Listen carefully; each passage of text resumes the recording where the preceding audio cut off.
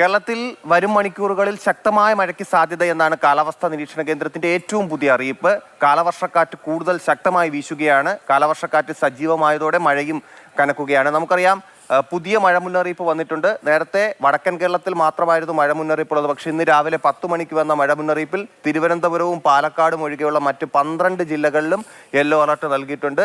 ഒറ്റപ്പെട്ട ശക്തമായ മഴയെന്നാണ് കാലാവസ്ഥാ നിരീക്ഷണ കേന്ദ്രത്തിന്റെ പ്രവചനം. ഏറ്റവും ശ്രദ്ധേയമായ കാര്യം, തിരുവനന്തപുരത്ത് പുലർച്ചെ മുതൽ മലയോര മേഖലകളിലൊക്കെ ശക്തമായ മഴയുണ്ടായിരുന്നു. പക്ഷേ 10 മണിക്ക് വന്ന അലർട്ടിൽ തിരുവനന്തപുരത്ത് പ്രത്യേകിച്ച് അലർട്ടുകളൊന്നും നൽകിയിട്ടില്ല. ഗ്രീനായി തന്നെ കിടക്കുകയാണ്. ഇനി എങ്ങനെയൊക്കെയാണ് മഴ സാധ്യത എന്നുള്ള കാര്യങ്ങൾ കൂടി നമ്മൾ പരിശോധിക്കുന്നു. മലയോര മേഖലകളിലും തീരപ്രദേശത്തും തന്നെയാണ് കൂടുതൽ മഴയ്ക്കുള്ള സാധ്യത എന്ന് ഈ മാപ്പിന്റെ സഹായത്തോടെ നമുക്ക് പറയാൻ പറ്റും. കാലവർഷക്കാറ്റും ശക്തമാണ്.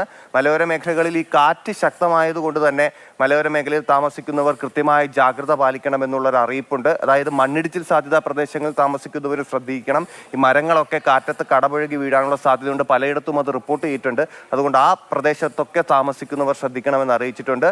മത്സ്യത്തൊഴിലാളികൾ കടലിൽ പോകുന്നത് ജാഗ്രതയോടെ വേണം എന്നുള്ള ഒരു അറിയിപ്പ് കൂടി കാലാവസ്ഥാ നിരീക്ഷണ കേന്ദ്രം നൽകിയിട്ടുണ്ട് എന്നുള്ളതാണ് ഏറ്റവും പ്രധാനപ്പെട്ട കാര്യം. ബംഗാൾ ഉൾക്കടലിലെ ചക്രവാത ചുഴിയുടെ കൂടി സ്വാധീനത്താലാണ് മഴ കനക്കുന്നത്. വരും ദിവസങ്ങളിലും വടക്കൻ കേരളത്തിൽ ഉൾപ്പെടെ മഴയ്ക്ക് സാധ്യതയുണ്ട് എന്നാണ് കാലാവസ്ഥാ നിരീക്ഷണ കേന്ദ്രത്തിന്റെ ഏറ്റവും പുതിയ അറിയിപ്പിൽ പറയുന്നത്.